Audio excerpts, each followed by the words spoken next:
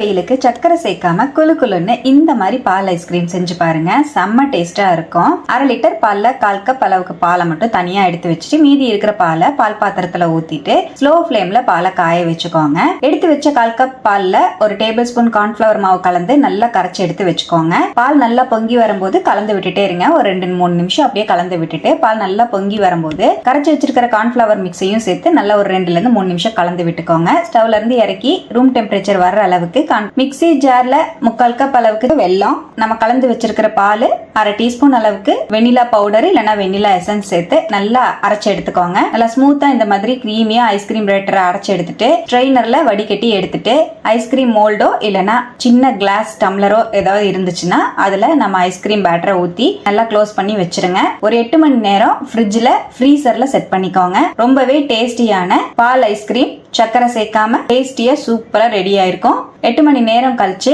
இளம் சூட்ல இருக்கிற தண்ணியில இந்த மாதிரி ஐஸ்கிரீம் குச்சி எல்லாத்தையும் உள்ள விட்டு ஒரு 2 செகண்ட் அப்படியே விட்டுட்டு எடுத்தீங்கன்னா சூப்பரா டிமோல்ட் ஆகி வரும். அவ்வளவுதான், ரொம்பவே டேஸ்டியான பால் ஐஸ்கிரீம் ரெடி. கண்டிப்பா ட்ரை பண்ணி பாருங்க. ஹெல்த்தியா ஐஸ்கிரீமை சாப்பிட்டு என்ஜாய் பண்ணுங்க. தேங்க்யூ.